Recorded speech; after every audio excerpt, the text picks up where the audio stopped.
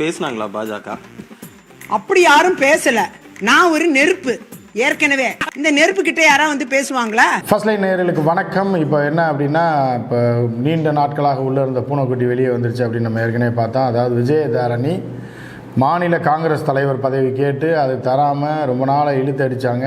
அவருக்கு அந்த தகுதியும் கிடையாது நிச்சயமாக. அதாவது படிப்புக்கும் இதுக்கும் சம்மந்தம் கிடையாது. அரசியலில் வந்து விஜயதாரணி வந்து எந்தவித செல்வாக்கும் இல்லாத, மக்கள் செல்வாக்கு இல்லாத, எந்தவித கட்சிக்காக எந்தவித போராட்டம், மக்களுக்காக எந்தவித போராட்டமோ இல்லை மக்களுக்கு நலத்திட்ட உதவிகளோ நல்லதோ எதுவுமே செய்ததில்லை அப்படின்றது தான் உண்மை. நீங்கள் உங்களுக்கே தெரியும், இதை நான் சொல்ல வேண்டிய அவசியம் இல்லை. இந்த நிலையில் வந்து மாநில தலைவர் பதவி கேட்டு தரல அப்படின்னோடனே பாஜகவில் போய் இணைஞ்சிட்டாங்க. அங்கே ஏன் இணைஞ்சோன்றதுக்கு பல காரணங்கள் சொல்லியிருக்காங்க. எல்லாமே ஒரு உருட்டாக இருக்குது. அந்த உருட்டை தான் நம்ம பார்க்க போகிறோம். என்னென்ன உருட்டியிருக்காங்க, அதில் என்னென்ன சொல்லியிருக்காங்க, பாஜகவில் ஏன் சேர்ந்தேன், மோடிஜி ஏன் புகழ்ந்துருக்காங்க அப்படின்றதெல்லாம் நம்ம டீட்டெயிலாக பார்க்க போகிறோம். வாங்க பார்க்கலாம். முதல்ல பவதாரினே வருது எனக்கு. அதாவது விஜயதாரணி வந்து ஏர்போர்ட்டில் கொடுத்த பேட்டியை பார்ப்போம். அதை அக்கக்கா பிரித்து நம்ம என்ன பண்ணலாம் அப்படின்றத பார்க்கலாம். முதல்ல வந்து அவங்க என்ன சொல்லியிருக்காங்கன்னு முதல்ல கேட்கலாம். காங்கிரஸ் கட்சியிலிருந்து விலகி பாரதிய ஜனதா கட்சியில் நேற்றைய தினம் தலைவர் திரு நட்டா அவர்கள் தலைமையில் பாரத பிரதமர் மோடிஜி அவர்களுடைய வழிகாட்டுதலில் என்னை நான் இணைத்து கொண்டேன். இப்போ பார்த்தீங்களா, எடுத்தவொடனே ஒரு மொக்க பொய்யை சொல்லியிருக்காப்புல. அதாவது என்னென்னா, நட்டா தலைமையில் மோடிஜி இதில் வந்து இவங்க போய் பாஜகவில் சேர்ந்தாங்களாம். அவங்க பாஜகவில் எடுத்த உடனே மதிக்கவே இல்லை. என்ன பண்ணிட்டாங்கன்னா, நம்ம முருகன் இருக்கார்ல, அவரே ஏற்கனவே மக்கள் செல்வாக்கு இல்லாத, எந்த வழியும் இல்லாமல் சுற்றிட்டு இருக்காப்புல டெல்லியில். அவர்கள் அப்பாயின்ட் பண்ணி ஏதோ உள்கரடி வேலை பார்த்துட்டு மினிஸ்டர் போஸ்ட் கொடுத்துருக்காங்க. ஏதாவது ஒன்று கொடுக்கணுன்றதுக்காக தமிழ்நாட்டுக்கு இப்போ தமிழ்நாட்டில் ஒரு சீட்டு கூட கிடையாது, இருந்தாலும் கட்சியை வளர்த்துருவோன்னு சொல்லி முருகனுக்கு ஓசி சீட்டு ஒன்று கொடுத்துருக்காங்க. அந்த ஓசி சீட்டு முருகன்கிட்ட போய் சேர்ந்துட்டு நட்டா தலைமையில் மோடி தலைமை ஏற்று யார் உங்கள் சேர்த்தது யார்? கடைசியில் முருகன்ற அரசியல்வாதி, உங்கள் அரசியலுக்கும் அந்த அனுபவம் கூட இல்லாதவர், இத்தனை வருஷமாக இருந்துட்டு முருகன் முன்னிலையிலலாம் போய் வந்து நீங்கள் சேர்றீங்க அப்படின்னால உங்கள் உள்குத்து என்னன்றது நல்லா தெரியுது. முழுக்க சுயநலத்தினால தான் நீங்கள் அங்கே போயிருக்கீங்க, நல்லா தெரியுது. அடுத்து என்ன சொல்கிறாங்கன்னு கேளுங்க. பல ஆண்டு காலம் காங்கிரஸ் கட்சியில் பணியாற்றிய நபர் நான். நீங்கள் ரீசன்ட் பாஸ்டில் பார்த்துருப்பீங்க, நிறைய பிரச்சனைகள், பெண்களுக்குண்டான தளம் என்பது காங்கிரஸ் கட்சியில் மறுக்கப்பட்டதாகவே இருக்கிறது. என்ன கூட அவங்க தக்க வச்சுக்க முடியாத அளவுக்கு தான் இன்றைக்கி செயல்பாடுகள் இன்றைக்கி காங்கிரஸ் கட்சியில் இருக்குது. காங்கிரஸ் கட்சியில் பெண்களுக்கு இவங்க சின்ன வயசுலேருந்து 30 வருஷமாக இருக்காங்களாம். சரி, 30 வருஷமாக நீங்கள் என்ன பண்ணீங்க? நீங்கள் 30 வருஷமாக கட்சியில் இருக்கீங்கன்றதே நீங்கள் சொல்லி தான் வெளியே தெரியுது. நீங்கள் கட்சியில் ஒருத்தர் 30 வருஷம் இருக்கிறதுனால மக்களுக்கு என்ன பிரயோஜனம், நாட்டுக்கு என்ன பிரயோஜனம், இந்த ஸ்டேட்டுக்கு தான் என்ன பிரயோஜனம்? நீங்கள் எந்த பிரயோஜனமும் இல்லாமல் உங்களுக்கு பதவி சுகம் வேண்டும்ன்றதுக்காகவும் பதவி அனுபவிக்கின்றதுக்காக இருந்தீங்க.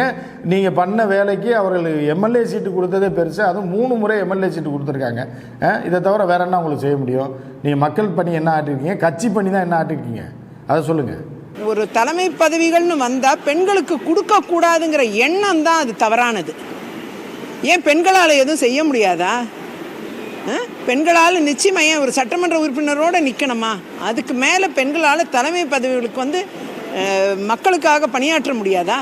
அதாவது பெண்களால் இதுக்கு மேலே வர முடியாதா, சட்டமன்ற உறுப்பினருக்கு மேலே வர முடியாதுன்னா நீங்கள் என்ன கிழிச்சிங்கன்னு ஒரு கேள்வி கேட்பான்ல கட்சிக்காரன். நீங்கள் பெண்ணாக இருங்க, ஆணாக இருங்க, வேறு 3ஆம் பாலினமாக கூட யார் வேணாலும் இருங்க. நீங்கள் என்ன பண்ணீங்க, கட்சிக்கு என்ன பண்ணீங்க, மக்களுக்கு என்ன பண்ணீங்கன்னு தானே பதவி. பெண்ணுன்றதுக்காக தூக்கி கொண்டு போய் மாநில தலைவர் பதவி கொடுத்துருவானா? நீங்கள் வந்து இப்போ ஏற்கனவே எம்எல்ஏ இருந்து ஏதாவது போராட்டம் வேண்டாம் அந்த ஆள், இப்போ இவர் அந்த ஆளுன்ற நம்ம முன்னாள் காங்கிரஸ் தலைவர் இப்போ தூக்கிட்டு மாற்றினாங்களே அழகிரி அவர்கள், அவர்னால ராகுல் காந்தியை பிடிச்சி பதவியை தூக்கி விட்டாங்க. கேஸை போட்டு பாத்திரம் பண்ணுறவங்களாம் வெளியில் போட்டப்போ நீங்களாம் எங்கே இருந்தீங்க? அவர்னால ஏதோ ஒரு 4 பேரை வச்சு ஏதோ ரயிலில் மறித்து அந்த ரயிலில் ஏறி போனார். அந்த இது கூட உங்களுக்கு இல்லையே. ராகுல் காந்தி உங்கள் கட்சியோட முன்னணி தலைவரான ராகுல் காந்திக்கு பிரச்சனை வரும்போதே நீங்கள் வெளியே வரல. அப்போ நீங்கள் என்ன போராட்டம் பண்ணிடுவீங்க, என்ன பெருசாக நீங்கள் இது பண்ணிடுவீங்க? பெண்களுக்கு இல்லைன்றீங்களா? ஜோதிமணிலாம் இருக்காப்புல, ஷார்ட் பீரியடில் வளர்ந்து எம்பி ஆகி டெல்லி வரைக்கும் தெரியக்கூடிய ஒரு பெண்ணாக இருக்காங்கல்ல. நீங்கள் அந்தளவுக்கு செயல்பாடு இல்லை, உங்களுக்கு செயலும் கிடையாது, உங்களுக்கு ஒன்றும் தெரியாது. நீங்கள் சுயநலத்துக்காக நீங்கள் பதவி இருக்கணும், நம்ம ஸ்டேட் பிரசிடென்ட் ஆகணும் அப்படின்னா உங்களுக்கு என்ன தகுதி தராதரம் இருக்குது, உங்களுக்கு என்ன நாலேஜ் இருக்குது, உங்களுக்கு என்ன கூட்டம் இருக்குது? உங்கள் பின்னாடி கூப்பிட்டா ஒரு 50 பேர் வருவானா? எவனும் வரமாட்டான். அப்புறம் எப்படி உங்களுக்கு ஸ்டேட் பிரசிடென்ட் தருவாங்க? பெண்களுக்கும் தலைமை பண்புகள் இருக்கிறது என்பதை உணர்ந்த கட்சி பாரதிய ஜனதா கட்சி. பெண்களுக்கும் தலைமை பண்புகள் உள்ளதுன்னு உணர்ந்த கட்சியா பாரதிய ஜனதா கட்சி? அம்மா, அந்த கட்சியில் அகில இந்திய பொதுக்குழு நடத்தினாங்க. அதில் ஸ்டேஜில் ஒரு லேடியை ஏற்றலை. குத்து விளக்கு ஏற்றினா கூட மோடி தான் குத்து விளக்கு ஏற்றுவார். சரியா? நீங்கள் வந்து பாரதிய ஜனதா கட்சியை பற்றி இங்கே வந்து தமிழ்நாட்டு மக்கள்கிட்ட சொல்கிறீங்களா? பாரதிய ஜனதா கட்சி வந்து பெண்களுக்கு இது பண்ணுன்னு அந்த காட்சியை பாருங்கள். அதாவது மோடிஜி வந்து குத்து விளக்கு ஏற்றுற கூட சில பேர் என்ன பண்ணுவாங்க, பாவப்பட்டு பெண்களை கூப்பிடுவாங்க. ஒரு லக்ஷ்மியாக சரஸ்வதியாக நினச்சி இந்து மக்களில் சில பேர் வந்து வாங்கம்மா நீங்கள் ஏற்றுக்குமான்னு. அதையும் பிடுங்கினவர் தான் மோடி. அதையும் பிடிங்கி தானே வந்து குத்து விளக்கு ஏற்றுறவர் மோடி. நீங்கள் வந்து பிஜேபியில் பெண்களுக்கு அப்படி தாங்குறாங்கன்னு ஒரு அண்டா உருட்டியிருக்கீங்க பாருங்கள். உங்களுக்கு பதவி தரல, போக சொல்லிட்டாங்க, துரத்தி விட்டாங்க, போய் எங்கள் வேறு வழி இல்லாமல் சேர்ந்துட்டாங்கன்னு அதை சொல்லுங்கள் முதல்ல. இன்னைக்கு இஸ்லாமிய பெண்களை வேற யாருக்கு ஓட்டு போட சொன்னாலும் போட மாட்டாங்க. அவங்க உறுதியாக பாரதிய ஜனதா கட்சிக்கு தான் ஓட்டு போடுவாங்க, தாமரையில் தான் ஓட்டு போடுவாங்க. இஸ்லாமிய பெண்கள் யாருக்கும் ஓட்டு போட சொன்னால் போட மாட்டாங்களாம், மோடிக்கு தான் போடுவாங்களாம். வெளியே போய் சொல்லிடாயம்மா, ஏர்போர்ட்டுன்றதுனால விட்டு வச்சுருக்காங்க, கூட 4 பேர் வந்து விட்டு வச்சுருக்காங்க. வெளியே போய் தொகுதியில் போய் இஸ்லாமிய பெண்கள் பிஜேபிக்கு தான் ஓட்டு போடுவாங்க, மோடி தான் ஓட்டு போடான்னு வெளியே சொல்லிடுறாங்க. விழுகிற 4 ஓட்டு விழுகாமல் போயிடும். உங்களுக்கு சொல்கிறேன், இந்தியாவிலேயே நகாய் சாலை, நாற்கரை சாலை இல்லாத ஒரே பார்லிமெண்ட், ஒரே டிஸ்ட்ரிக்ட் கன்னியாகுமரி தான் இந்தியாவிலேயே. இதில் நாய், அதாவது நீங்கள் நாயின்னு தப்பாக நினச்சினாங்க. NHAI, national highway authority of India. அதாவது இவங்க என்னென்னா 6 வழிச்சாலை 4 வழிச்சாலையை பற்றி பேசுகிறாங்க. அது 4 வழிச்சாலை இல்லாத ஒரே தொகுதி எதுனா கன்னியாகுமரியா? கன்னியாகுமரியில் யாருமா ஆட்சி பண்ணாங்க? யாருக்கு ஓட்டு போட்டாங்க? உங்கள் ராதாகிருஷ்ணன் தானே இருந்தார், பொன்னாரன் என்கிற ராதாகிருஷ்ணன். உங்களுக்கு தெரியாது, ஏன்னா நீங்கள் இங்கேருந்து அங்கே ஜம்ப் அடித்து அவரை தானே ஒழிச்சு கட்ட போகிறீங்க. அவர் தான் இருந்தார், போன 5 வருஷம் அவர் தானே இருந்தார். ஏன் போட்டிருக்க வேண்டியதான்? 4 வழி சாலை போடுறதுக்கு நான் 16 வருஷம் ஆகும்.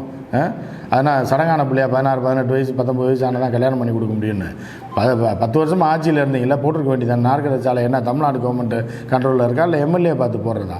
ஏதாவது ஒன்று கட்சியில் போய் சேர்ந்து பொழப்புக்காக போயிருக்கோன்னு சொல்லிட்டு போக வேண்டியதான். நம்ம எதுக்குமா அப்படி அளக்குறீங்க? அவர் மக்கள் மீது கொண்ட அன்பு, பாசம், வயோதிகர்களுக்காக நிறைய திட்டங்களை கொண்டு வந்திருக்காரு. வயசானவங்களுக்கு அந்த திட்டங்கள், பெண்கள், குழந்தைகள் என்று நிறைய ஹெல்த் கேர்லேயும் நிறைய பண்ணியிருக்காங்க, மருத்துவத்திலையும். இதெல்லாம் ஆழமாக படித்து தெரிஞ்சுக்கிட்டு, அதாவது மோடிஜி வந்து வயதானவர்கள் பெரிய திட்டங்கள்லாம் கொண்டு வந்திருக்காரா, வயதானவர்களுக்கு பெரிய திட்டங்கள்லாம் கொண்டு வந்திருக்கான். இதை படித்து ஆழமாக படித்து தெரிஞ்சுட்டாங்க. நேற்று ஜி போனார் பாருங்கள் ஆழத்தில். அந்த மாதிரி இவங்க ஆழத்தில் தண்ணிக்குள்ளே குதித்து ஆழத்தில் போய் உட்காந்து இந்த கவுண்டர் பண்ணி எத்தி விடுவார் பாருங்க, பெயிண்ட் டப்பாவோட யாரை, செந்தில். அப்படியே உள்ளே போ அப்படின்னு உள்ளே போனால் ஆழமாக தெரியும்னு. அந்த மாதிரி கதை தான் இது. நான் ஆழமாக இவங்க படித்தாங்களாம், படிச்சுட்டு பிஜேபிக்கு போகிறாங்களாம். சரி போட்டோம். என்னென்னா இப்போ ஒன்று என்னென்னா காங்கிரஸ் கட்சிக்கு ஒரு பல தர்த்திரியங்கள் தீரப்போகுது அப்படின்றது தான் இந்த மாதிரி ஆட்கள்லாம் போகிறதோடைய இது. காங்கிரஸ் கட்சி இனிமேனாலும் திருஷ்டி சுற்றி போட்ட மாதிரி நல்லா வந்தால் சந்தோஷம். இப்படிலாம் வந்து தன் சுயநலத்துக்காகவும் எந்த மக்கள் செல்வாக்கும் கிடையாது, ஒரு போராட்டம் மக்களுக்காக பண்ணது. ஒரு நாள் இந்த அம்மா போய் ஒரு ஆர்ப்பாட்டம் போராட்டத்தில் நின்றுருக்குன்னு சொல்லுங்கள். இந்த 35 வருஷமாக கட்சியில் நின்றுருக்க, ஏதாவது சட்டசபையில் பேசி ஏதாவது அவங்க தொகுதிக்கு ஏதாவது வாங்கி தந்திருக்காங்கன்னு சொல்லுங்கள். எதுவுமே கிடையாது. கேட்டால் பேச விட மாட்டாங்களாம். எப்படி ஆளுங்கட்சி கூட்டணிலேருந்து பேச விடாமல் மீதி பேசுகிற எம்எல்ஏலாம் என்ன? ஏதோ பதவி வெறி இருக்கணும் வைக்கணும். ராகுல் வந்து மதிக்கலை.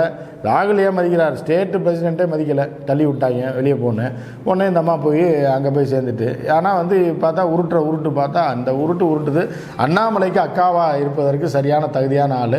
ஸோ வந்து அண்ணாமலைக்கு அக்காவாக இருக்க போகிறாரா, இல்லை அண்ணாமலை இவருக்கு தம்பியாக இருக்க போகிறாரா அப்படின்றது போக தெரிஞ்சிடும். எலெக்ஷன் முடிஞ்சோடனே தெருவில் விட்டுருவாங்க எல்லாரையும், போகிற ஆட்களை எல்லாம். இவர்களெல்லாம் வச்சு அவங்க வந்து இப்போ 30 வருஷமாக காங்கிரஸில் இருந்தாரை வச்சு பிஜேபியில் பதவி கொடுத்து வளர்த்து பார்க்க போகிறாங்களா?